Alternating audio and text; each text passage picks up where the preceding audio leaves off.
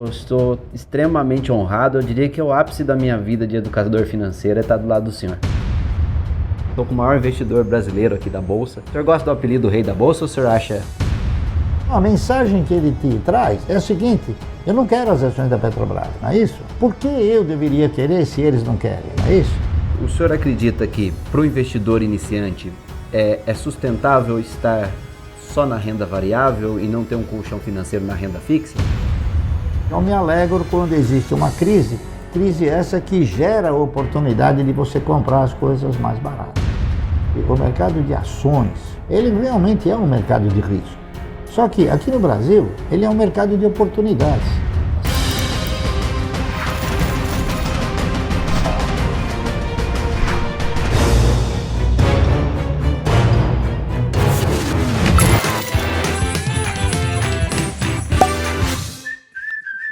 Bom demais da conta. Aê, Exercício, que honra, cara. Muito obrigado, viu? Meu amigo, eu quero compartilhar com você, talvez que seja o dia mais relevante que está sendo para mim, e eu quero que seja para você também. Eu sei que o Sr. Barsi é uma pessoa muito humilde, sim, eu estou com o maior investidor brasileiro aqui da Bolsa. O senhor gosta do apelido Rei da Bolsa ou o senhor acha? Não, eu acho isso daí, eu não sou o rei da Bolsa. Não tem sentido, né? Eu sou apenas um aplicador disciplinado, não é isso? E que tem paciência, né? Que são dois ingredientes fundamentais para você alcançar uma boa renda mensal no segmento acionário. Parece que eu não tô nem no meu corpo, tô tão feliz que eu tô aqui, porque é tanto conhecimento compartilhado, é tanto histórico de sucesso, né? Porque hoje em dia tem muitas pessoas que vendem fórmulas prontas de ficar rico rápido, de enriquecimento, de que bolsa é cassino, que você vai ficar rico de um dia para noite. E uma pessoa, um senhor do patamar do senhor Luiz Barsi, com tanta humildade, que falta tanto hoje em dia nas pessoas, né? De compartilhar conhecimento, que acho que isso é o mais importante, né?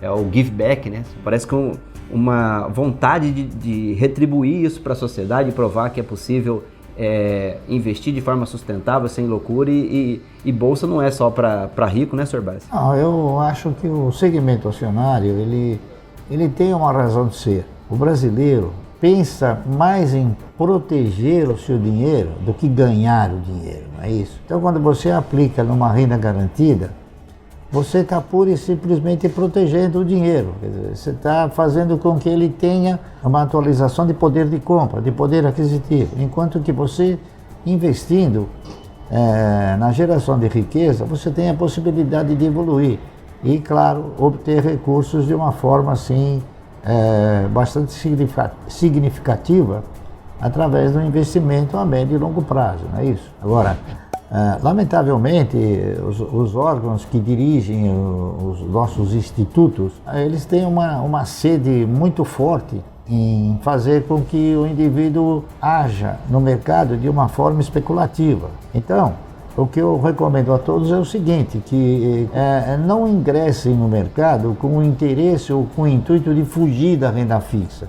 Ingressem no mercado se conscientizando que o mercado de valores, através da aquisição de ações, via projetos de boas empresas, ele se constitui num investimento de altíssima qualidade, tá entendendo? E que pode, claro, sem dúvida nenhuma, gerar uma renda mensal ao indivíduo capaz de fazer com que ele se sinta confortavelmente, eu diria, aposentado, tá certo? Não se assustem com afirmativas de que o mercado vai produzir fatores negativos de alta monta, que você vai ficar pobre de repente.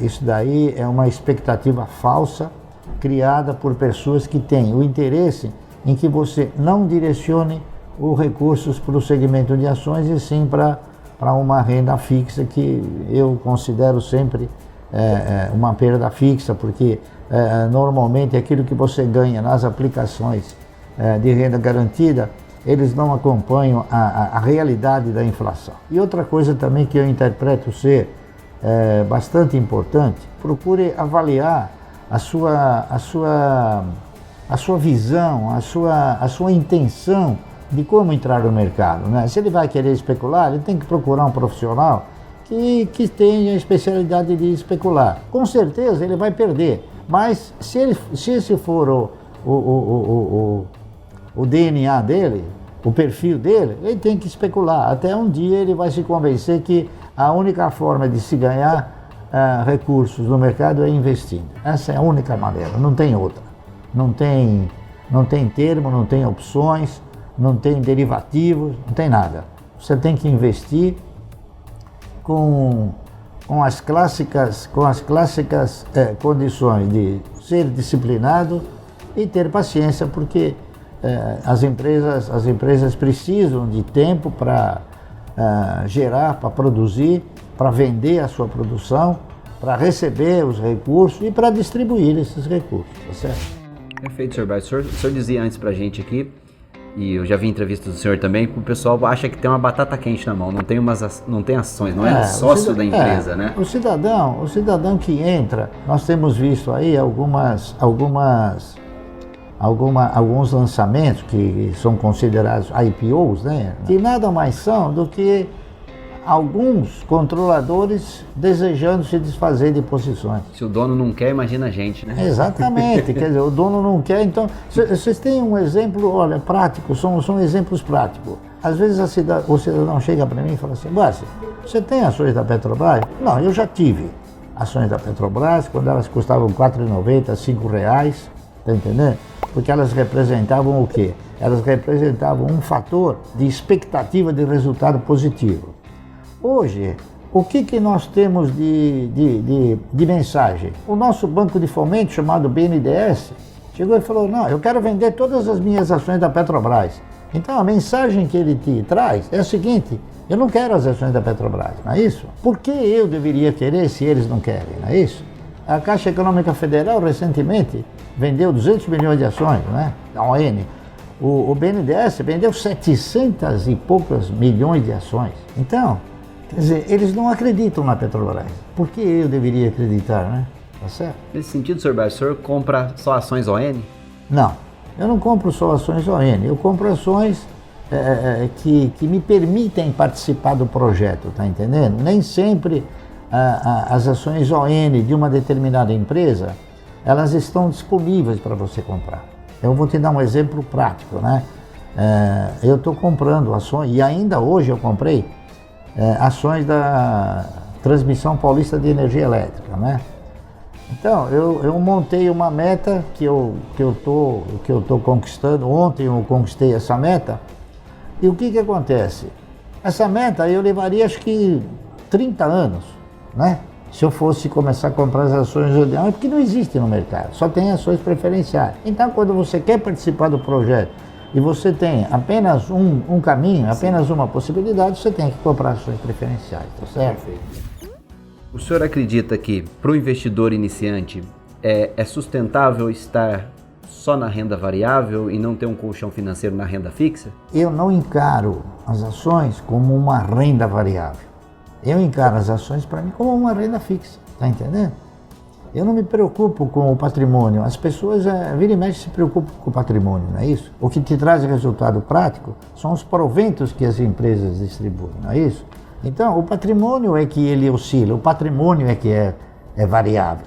Então, vou te dar um exemplo prático, não é isso? E é um exemplo bem recente. As ações, há não muito tempo atrás, as ações da Unipar custavam 25 centavos, não é isso? E hoje estão custando R$30, já chegaram a custar R$50, né?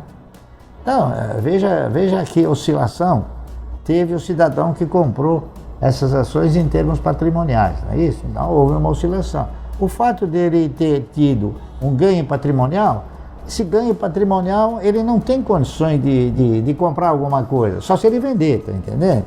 Então, o que realmente alimenta a estrutura do indivíduo são os proventos, que são os dividendos, são os juros sobre o capital próprio, não é isso? Isso é que alimenta. Para que ele possa, claro, ter uma convivência sossegada, feliz, né?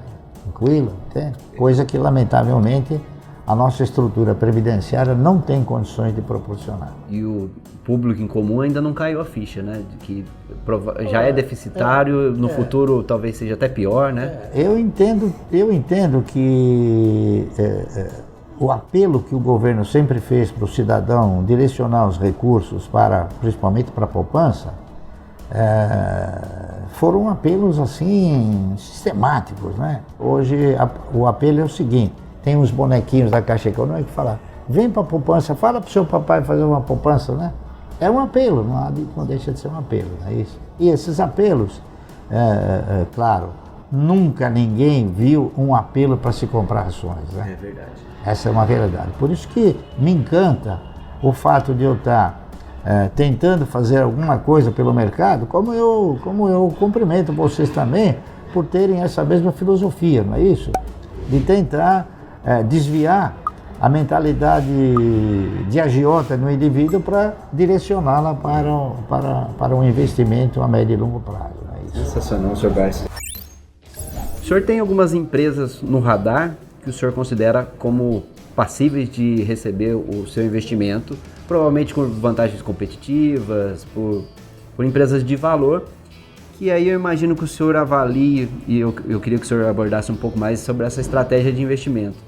Os indicadores fundamentalistas que o senhor acredita, que o senhor avalia, para ver se aquele rol de empresas pré-selecionado para o senhor é digno de receber o dinheiro do senhor. Quais seriam esses indicadores que o investidor pode olhar para ver se está barato ou caro uma ação? Os indicadores são aqueles indicadores naturais, não é isso? Principalmente os dados históricos, os indicadores que fundamentam uma história da empresa, não é isso? Você pega, eu vou te dar um exemplo prático que eu sempre gosto de dar, e outras também tem nessa.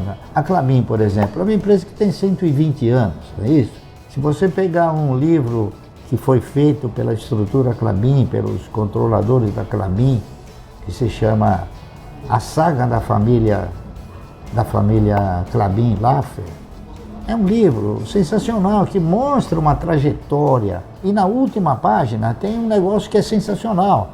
Tem todos aqueles que estão diretamente envolvidos através da participação na Klabin como acionista e que recebem os dividendos, entendeu? Então é uma coisa maravilhosa. Os dados históricos, a operação, o setor de atividade, não é isso? A transparência da empresa em se comunicar, a regularidade, não é isso? A regularidade de distribuir proventos, distribui para todos aqueles associados que são familiares e acaba distribuindo para todos, tá certo? E é uma empresa que está crescendo, que vem crescendo. Fazem 120 anos que ela cresce, não é isso? Como você pode ir se associando a outras que você vislumbre os mesmos fundamentos, tá certo? Que são esses fundamentos da empresa estar no setor de atividade que perene, né? Sem o qual a economia não vive, tá certo? Que eu considero serem perenes, empresas que têm o quê? Uma tradição em montar uma política de distribuições, tá certo? Tem essa regularidade, enfim, esses são os elementos todos. E o timing, Sr. Barsi? O que o senhor olha? Preço-lucro? Não, eu olho muito um negócio chamado yield. Na verdade, eu não compro ações, eu compro yield. Legal. Então, eu tenho uma carteira que ela é inalienável, tá certo? E o que eu faço? De vez em quando aparece alguma oportunidade que possa gerar uma alavancagem melhor, que a gente tendo disponibilidade, a gente entra numa operação dessas, né? Para poder ter uma alavancagem, para você ter mais recursos para comprar aqueles papéis que fazem parte da sua carteira passiva, eu diria, né? Foi uma história muito, muito legal, de vida muito simples, né? De muito humilde, para chegar onde o senhor chegou, e o senhor diz que todos nós podemos chegar um dia a construir o que o senhor fez. Eu queria que o senhor falasse um pouquinho disso. Eu acho o seguinte, a oportunidade ela não se apresentou exclusivamente para mim. A oportunidade ela se apresentou para todos. O importante é que as pessoas tenham tido uma postura semelhante à minha, entende? Coisa que efetivamente não aconteceu, é claro, com todos, porque a maioria acabou se sensibilizando pelos apelos governamentais, acabou se sensibilizando pelo temor que o banqueiro produz em relação a comprar ações, enfim, pelo próprio temor da imprensa que em muitas ocasiões comenta fatos de uma maneira distorcida, entendeu? O fato de uma ação cair num determinado momento, não significa dizer que você perdeu, você só vai ter o quê? Uma oscilação patrimonial, porque depois, no fim, ela vai acabar voltando. Né? E outra coisa, tem que procurar um profissional que possa te conduzir a uma aplicação verdadeiramente positiva, não é isso? Eu vou dar um exemplo, eu não gosto de falar em papéis, mas eu vou dar um exemplo prático. Nós temos tido uma relevância em termos de muitos profissionais falarem nas ações do Magazine Luiza. Sim. É isso? Magazine Luiza, um PL dela, o PL é o preço comparado com o lucro, não é isso? Que você examina em qual tempo você vai ter o seu dinheiro de volta. Magazine Luiza tem um PL 70, 72, se não me falha a memória, que significa dizer que você comprando as ações da Magazine Luiza e ficando com ela, você vai levar 72 anos para ter o seu dinheiro de volta. Então, isso aí é um indicador que, claro, é um indicador que acaba sensibilizando. Só que as pessoas não pensam nessa alternativa. Elas pensam na ânsia, provavelmente, né? Até na ganância, né? De ganhar rápido. Por quê? Porque são orientadas que o mercado de ações você ganha rápido. E não é. Para ganhar, você tem que investir. Investir e você tem que ser parceiro. Parceiro de um grande projeto e parceiro do dono, tá certo? Então, ser um pequeno dono. Não ser um acionista minoritário, ser um pequeno dono, tá certo? É muito tentador porque o mercado acionário ele te dá uma liquidez para entrar e sair de um negócio que os negócios tradicionais não te dão. Então você fica vendo aquilo. Você tem uma padaria, por exemplo, você não fica o dia inteiro perguntando quanto está valendo minha padaria, você não sai gritando assim, né? Inclusive é muito importante.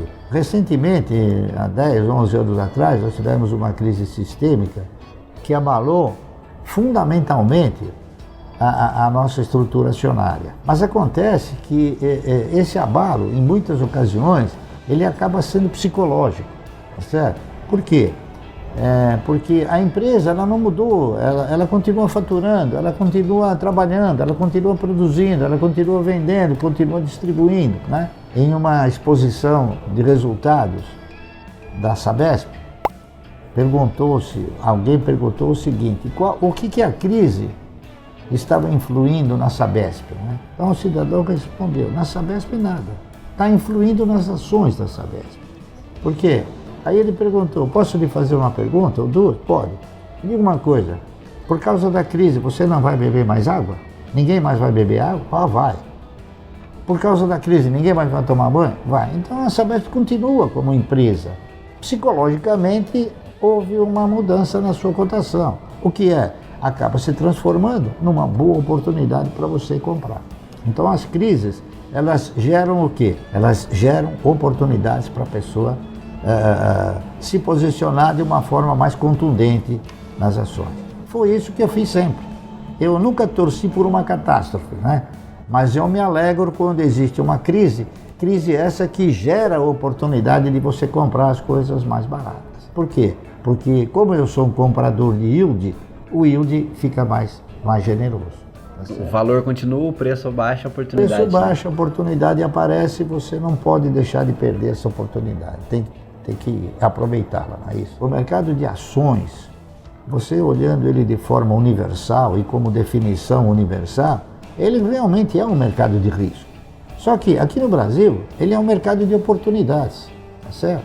Por quê? Porque muitas ações já estiveram abaixo do seu valor de patrimônio e o valor do patrimônio de uma ação seria o quê? Seria um sustentáculo de risco, não é isso? Se você comprar uma ação para um preço abaixo do seu patrimônio, você não está tendo risco nenhum, porque o patrimônio está garantindo, não é isso? Sim. Empresa que está em prejuízo contábil, o senhor avalia a capacidade do turnaround dela se recuperar? Não, dúvida nenhuma. Ou não é empresa de valor possível? Não, a empresa, geralmente uma boa compra é aquela que você executa quando a empresa está passando por uma transformação. Ou ela teve um problema sério de produção, ou ela teve uma competição externa maior, não é isso? Ou ela teve uma má gestão, tá certo? Eu tenho ultimamente citado o caso da Paranapanema, não é isso? A Paranapanema, ela vinha de prejuízo, ela era uma empresa que o controle estava na mão do Estado, né, através dos fundos de pensão, a Previ, a Petros, a Caixa Econômica, enfim. E foi uma empresa canibalizada, como foi canibalizada a Petrobras, a Eletrobras e outras mais, não é isso? Então, o que aconteceu? Resolveu-se criar condições de se reprogramar a empresa para um projeto que pudesse reconstruí-la a posição de resultados. Esse projeto, então, eu examinei, fiz a leitura do projeto, senti que o projeto tinha condições físicas, técnicas, operacionais, administrativas de prosperar e comecei a comprar as ações, mesmo sabendo que ela não ia pagar um dividendo por enquanto, né? Mas ela veio num processo de recuperação. A leitura que eu fiz, isso é importante, você fazer a leitura certa, né? A leitura que eu fiz é que ela mantinha condições de se recuperar, ela foi progressivamente cumprindo as etapas dessa reestruturação e o que de melhor aconteceu com a Paranapanema não estava no projeto, que era o quê? Que foi o fato dela sair da condição de empresa controlada pelo Estado, não é isso? E ser uma empresa agora gerida pela iniciativa privada. Isso foi uma das melhores coisas que aconteceu. E agora, ainda ontem eu li também que a China, né? A China vai ter ali a possibilidade de importar muito mais cobre beneficiado já, não só em Minas, não é isso? Cobre beneficiado, que é o caso que vai beneficiar muito a Paranapanema. Então eu não acredito que pelo fato de ela hoje ser uma empresa controlada pela iniciativa privada, ela volte àquela condição anterior de quando ela era controlada pelo Estado e pelas fundações. Há que haver um pouco de paciência, esperar essa recuperação e quem sabe aí possa ser um prêmio muito bom para o futuro em termos de alavancagem, não é isso? E por que não, em termos de dividendo também, né? A gente pode comprar alguma coisa que esteja no prejuízo. Eu comprei também ações, porque eu fui visitar a Paranapanema, não é isso? Eu comprei também algumas ações de uma empresa que chamava Forjas Taurus, hoje chama Taurus Armas, não é isso? Ela sofreu uma metamorfose fantástica e hoje ela está numa progressão de faturamento muito boa, não é isso? E a gente aposta, não é questão de apostar em termos de loteria, a gente aposta na recuperação da empresa, na gestão da empresa, porque essas duas empresas hoje possuem gestores muito competentes, tá certo? Então tem que comprar, investir, esperar, tá certo? Que com certeza terá resultados satisfatórios. Sr. Vargas, muito obrigado pela sua atenção, sua generosidade. Eu quero dizer novamente que eu estou extremamente honrado. Eu diria que é o ápice da minha vida de educador financeiro é estar do lado do senhor. Muito obrigado mesmo. Eu acho que é uma missão altruísta, é uma missão que lamentavelmente as autoridades eles não se atrevem, não sei porquê, porque isso faria um benefício muito forte, não é isso? A todas as empresas que pleiteiam abrir o seu capital. Eu quero também agradecer o Roberto Gomi que está aqui. Você quer aparecer ou você está com vergonha? Não, vem cá, eu faço questão, cara. Obrigado pela oportunidade de te conhecer, de conhecer o Sr. Vargas também. Eu acho que é assim, a gente junto é mais forte, né? A gente conhecendo pessoas que nos abrem oportunidades, que estão dispostas a ajudar genuinamente. Cara, com um coração enorme, assim como o Sr. Vargas também. Eu sou honrado de estar do lado de vocês aqui, cara. Eu só quis retribuir, passar um pouco adiante a sorte que eu tive de um dia alguém ter me indicado conversar com o Sr. Vargas. Eu agradeço a vossa generosidade, tá certo? Eu não faço isso esperando nenhuma retribuição. A gente faz porque é um dever cívico, na minha opinião, você tentar mostrar para as pessoas que existe um caminho a ser traçado, um caminho esse que pode configurá-lo a uma posição de renda mensal boa, não é isso? sem ter que depender de uma estrutura previdenciária como a nossa, que é uma estrutura previdenciária que já deu mostras de que ela não tem condições de nos amparar da forma que efetivamente nós merecemos. E eu espero que vocês sigam os conselhos que a gente deu, tá bom? Excelente, Sr. Braz. Obrigado novamente pela atenção do senhor. Grande abraço para vocês, cuide bem do seu dinheiro e tchau, tchau.